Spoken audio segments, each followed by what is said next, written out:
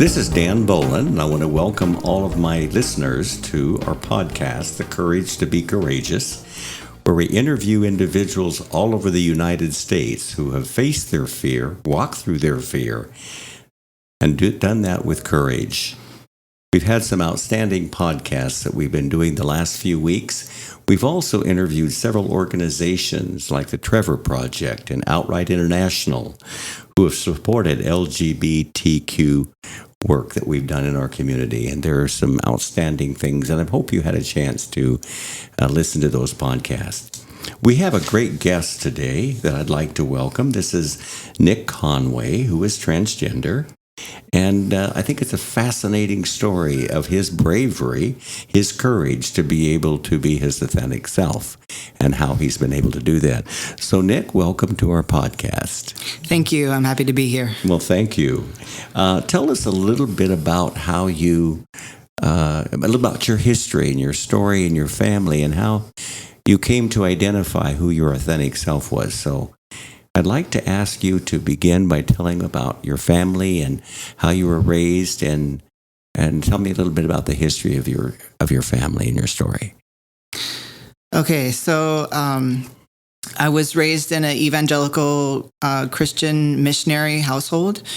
We actually spent a few years overseas when I was a kid, but mostly I was here in the States, moving around a lot, and that living in that very conservative, fundamentalist Christian bubble really gave me an isolated childhood. I was not exposed to the LGBTQ community at all, except for a family member who was gay, who I was not very close to. But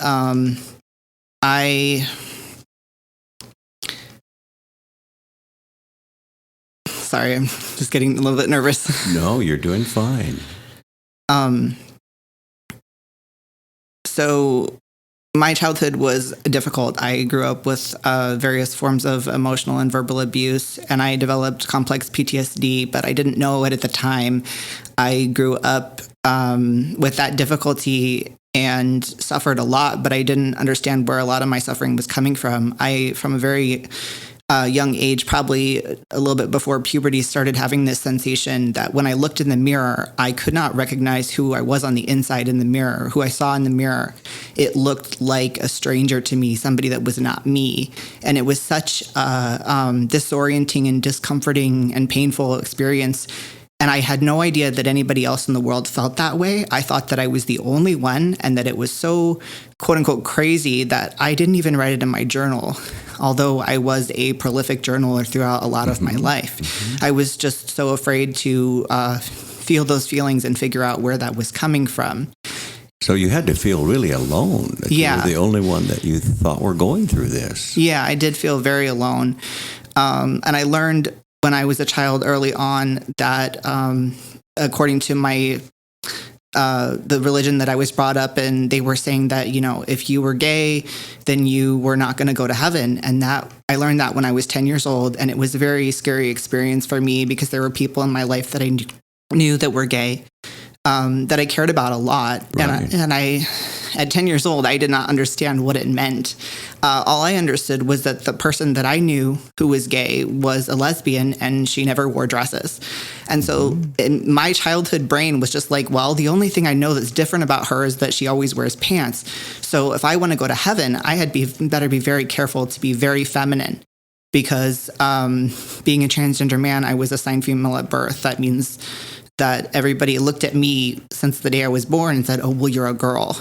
And so in order to feel safe in my future and my eternal future, I felt like I needed to be the best, most feminine woman that I could be. But that was not who I was. And it ended up just causing me more and more suffering the harder I tried. And I would go through many phases throughout my life, trying so hard to fit into that mold and putting on so many different costumes, with makeup and hair and fashion and whatever else to try to fit into that mold. But it just never felt right. And then when I was in my 20s, I had a very awful experience at a church that I was volunteering at the time. I was dating a man there, and I got into this small group that was very cult-like, and it was very focused on demons and this spiritual warfare concept that exists in evangelical Christianity. And they decided that since I was struggling so much with my mental health at the time, and they didn't believe in any of that medical stuff, they decided that I was either being possessed or being held down by a demon when I kept having these panic attacks. And at the time, I didn't know what the attacks were or why I was going through them. I just knew that I was suffering. And so they ended up putting me through these deliverances, which are basically a Protestant form of exorcisms that were very disconcerting, very painful, very traumatic. Oh, wow. And so I ended up at this point where I realized that the attacks weren't going away, and I needed to figure out where they were coming from, because in the name of Jesus wasn't doing anything to get them to go away. Right. And so eventually I had a breakup with my ex at the time. And I left the church. I left the religion completely because it had been so incredibly painful. But it was probably the very start of my healing journey, because after that, I realized through studies in psychology that I had CPTSD, and that was where a lot of my suffering was coming from. But it wasn't the whole picture. But it was the start for you. It was the start because it was the start for you to heal. It was the courage to look inward and start to introspect and think about, why do I have these feelings? Why am I having these attacks? Was my mental health so terrible? Why was I suffering so much? But unfortunately, I was not brave enough at the time to really look at the whole picture, and I just took small steps that were really not as courageous as they could have been. And what I ended up doing was just kind of sitting in my suffering at the time, and that my body just kind of caved in on itself. And I ended up being diagnosed shortly thereafter with chronic fatigue syndrome and fibromyalgia, and it just got worse and worse and worse. Until the point where it lasted about 12 years, and there were times as it got worse where I could not sit up all day, the worst times when it was really bad, I couldn't roll over in bed. And I was just isolated. I was at home in my parents' house, in my room. I couldn't go out. I couldn't have friends. I couldn't live my life. And because I couldn't sit up all day, I couldn't even really use the computer or connect with people online very much. I was just, it was like a living death to be in that state where I was just in so much physical pain and emotional pain, and so exhausted all the time from that disease. But I kept looking, and I kept trying to heal little bit by little bit. And eventually I got to this point where I didn't want to keep going anymore. But I realized that part of the reason that I was not making progress was because I wasn't doing my own healing work. I kept going to therapist after therapist and asking them to fix me, in not in so many words, but with that concept of wanting them to have the answers. And I began to realize when I was in my 30s that I needed to take the reins of my healing journey. I needed to do my own homework and do all the healing work that I could with my spirituality, with my practice. At the time, I had moved on from Christianity, but I had my own tools that I was developing, meditation and different things to try to heal from the complex PTSD. And I really believed that if I was proactive about my healing journey and just got through the healing from the complex PTSD, that my illness would go away. But that wasn't what happened. Okay, tell us why you thought it would happen and why it didn't happen for you. Do you think it's because you weren't really dealing with who you personally really were authentically? Would that be part of it? I do. I think for a lot of people, not everybody, but for a lot of people who have chronic fatigue syndrome and fibromyalgia, that disease can be rooted in your body getting stuck in fight or flight. And I mistakenly assumed that stuck feeling that I had was coming from my trauma that I had been through. But there was a bigger trauma that I had not dealt with or hadn't even admitted to myself yet that I was dealing with. And after I did years of work on the complex PTSD and made so much headway in my soul, I still was sick, and I couldn't figure out, well, what am I missing, And I finally decided, well, I'm very sick, so I should make peace with my body. And so that night, it was actually that same day that I made that decision to make peace with my body. Because when you're in chronic illness, you feel almost at war with your body because your body is holding you back. It's making you not be able to live your life. And that can feel very antagonistic. And it's hard to love your body in the midst of that. And so, you feel disconnected from your body, too. Your body's there, but you're not on the same wavelength. Absolutely. Yeah. And there was more disconnection there than I had any idea there was. But at the time, I had known for several years that I no longer identified as a woman because I had been, after I'd left the church, I had researched the LGBTQ community and movement for equal rights and everything. And I had heard online stories of people who experience gender dysphoria, which is the discomfort or incongruency feeling between how the world sees you and how your body is and who you feel like you are on the inside. And that suffering, I thought that I was the only person in the world to feel that, but I began to realize through my research that other people were feeling this dysphoria, and that was that sensation of me looking in the mirror and not seeing myself, who I was on the inside. And I began to be a little bit braver about trying to explore and figure out, well, if I don't feel like I'm a woman on the inside, then who do I feel like I am? And that was a terrifying question to ask because of the way I had been raised and because I was still am living in my parents' household. And my parents still work in that ministry, in that religion. And so I got to a point that night where I wanted to make peace with my body, where I was brave enough for the first time to bind my chest, to put on an undergarment that would create a masculine-looking chest. I had cut my hair short and grown my eyebrows out. I was just trying to experiment and figure out, what's going on inside me.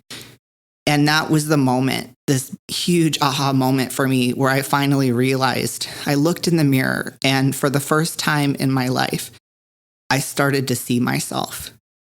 It wasn't as a man. Yeah. And I recognized myself and I thought, oh my gosh, that's it. I'm a guy. And everything just kind of clicked into place. There were so many strange memories in my past and things that had happened to me where I kind of instinctively knew this, but I wouldn't admit it to myself. And all of those puzzle pieces just kind of clicked into place. And it was the most powerful thing that I've ever felt in my life, to be able to look in the mirror and go, oh, this is who I am. I'm a man, and this is what I have to do to be authentically me. And that took a lot of courage to get there. Even though you said you were really scared to death, you did what you needed to do, whatever it was physically you needed to do, and then you were able to see yourself as your authentic self. That had to be a powerful moment for you. It was. And I felt like it was a breakthrough. It was a breakthrough that was so huge that within the next few weeks, my illness began to melt off me. And it happened so fast and so profoundly that within 2 weeks, I could see the end. I could see that my illness was going to completely go away as a result of my admitting to myself who I really was and no longer lying to myself about who I was. And so I came out to my family. I came out to my friends. I started my transition. And within about 6 to 7 weeks total, I was completely healthy again. I had no more chronic fatigue syndrome and fibromyalgia. And I was able to just go out and live my life. And that to me was such a miracle. Wow, that is a powerful story. That is really powerful. You had courage to do that, Nick, and I applaud your courage for that. Thank you. Now, your family, we're going to talk just briefly about them. When you first came out to your mom and dad about being transgender, tell us what their response was. They both struggled in the beginning. My dad still struggles with it to this day. It's been 2.5 years. But my mom has kind of grown slowly and kind of come a long way, I feel like, in her journey of acceptance of this. In this past holiday season, she made me a new Christmas stocking that was an affirmation of who I who my true authentic self is, because it has my name Nicholas on it, the new name that I took, as opposed to the old stocking with my dead name on it, my birth name on it. And that was a huge gesture from her of affirmation, and just that she sees me. And I can't describe how much that meant to me. Yes, yeah, that is great. And our parents struggle with it. Everybody struggles with it, and we have to allow them to have their struggle. It takes time for them to adjust, and some may never adjust to it. Okay, but we have to allow them to be who they are and dealing with it, as we want to be who we are and dealing with it as well. So that's some really encouraging thoughts you brought to us. So let's talk about how your life was changed when you came out as transgender.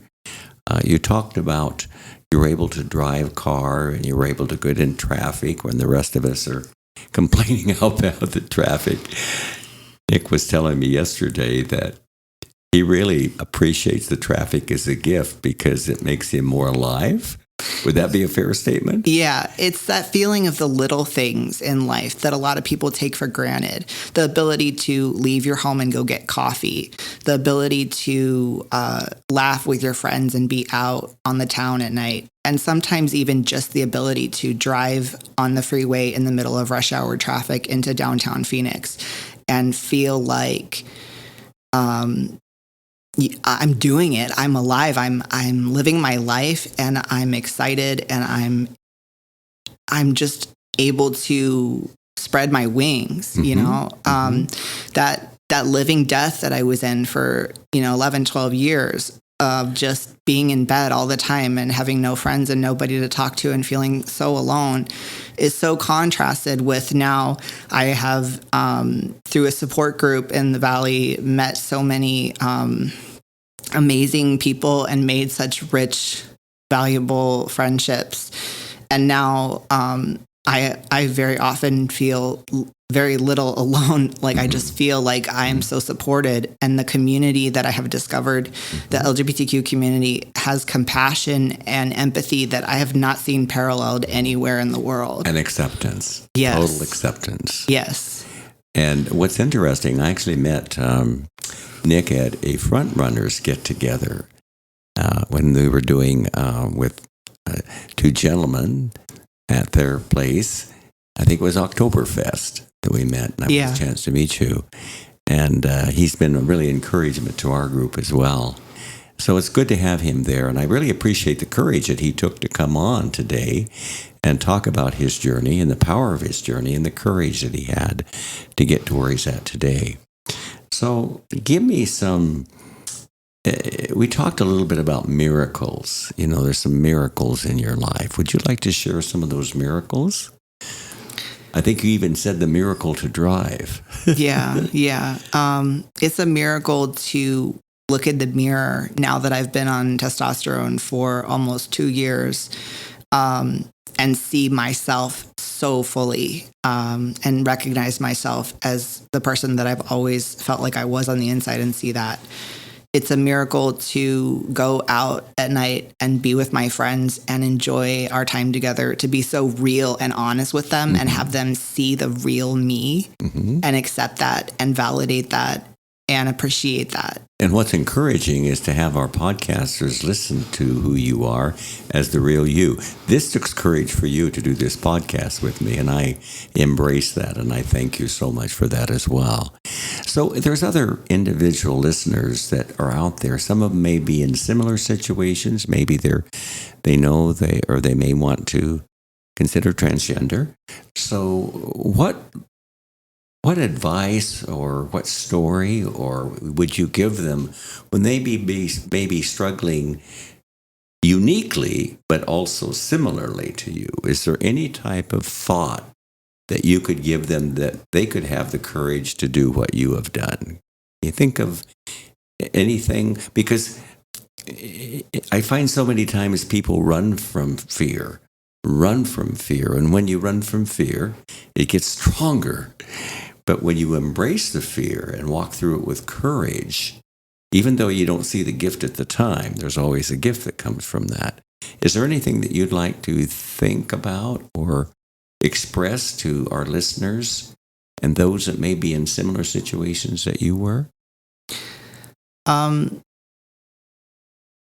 would first want to just say to them that they're not alone. You're not alone.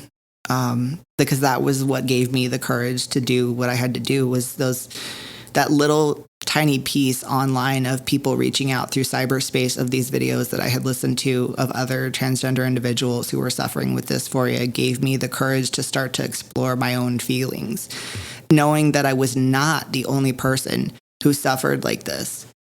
Gave me that courage. And I would also just say that my life is not perfect now. There are still lots of scary things that happen to me. It's hard to be in the world as I am now, in a marginalized group, but it's nothing compared to that living death that I came out of. And because of that, I would say that whatever you're suffering now, when you're not being your authentic self, it will get better, as the cliche will, absolutely. but it's true. It will get better because it will be worth it. And what suffering you have now will get better because that suffering that you're going through in not being your authentic self takes a toll, and it can take such a heavy toll, and you will never know the joy of being your authentic self if you don't take that risk and put yourself out there and be honest with yourself. But I can tell you from personal experience that risk is completely and totally worth it. I totally agree. I went through the same thing in coming out. And as my book, The Courage to be Courageous, shows, it was a pretty powerful situation. That was I ran from my fear my whole life until I was able to embrace who I was. I had to love who I was and not hate who I was, because I couldn't love someone else if I didn't love myself. So that's a powerful thought, and I appreciate that. Now, one of the things that I want to make a comment about the LGBT community, and I think many of our listeners are part of that community, that is one of the most awesome, accepting, non-judgmental places you can be, because all of us that are part of that know what it's like to be judged. Okay? And transgender know what it's like to be judged. Yes. They're going through a lot of struggles right now, especially with some of the laws that are happening right now. We need them in our life. We want to support them in our life. And this community, the LGBTQ community, is one that will totally support it. But I also want to give admiration to our heterosexual allies that we have. We have many allies who are heterosexual who support all of us of the LGBTQ community. I don't want to ever forget those that are supporting us and realizing, because they're able to be their authentic selves, hopefully, and we want to be our authentic selves as well too. So it's such a pleasure having Nick with us this afternoon and discussing this. It's so courageous for you to do this podcast with me. Fascinating story. I see courage in many different aspects of your life, many different aspects as well. So I'd like to thank all of you. First of all, thank you, Nick, for joining me on my podcast today. I'd like to thank my audience, wherever you're at in the world, because this podcast goes internationally all over the world through 30 different podcast networks. So hopefully if you're listening in any other country, your comments on my website, which is www.danbolen, that's DAN, B like in boy, OLEN.com. I'd like to have you make some of you made some encouraging and some positive comments on the stories that we have been sharing with you. So I'd like to have you make some comments. Also, if any of you have some other situations that you want to have our podcast deal with, be sure to text me at my email, which is danbolen@cox.net, because we're trying to give our community, anyone who has had pain in their life or fear in their life, and they've displayed courage, we want to hear from them as well. Whether they're part of the LGBTQ community or whether they're allies of our community as well. We want to hear your stories as well. So thank you so much. We appreciate it. And Nick, thank you so much for your incredible story and your courageousness. Thank you. It's been a pleasure. Thank you so much for coming.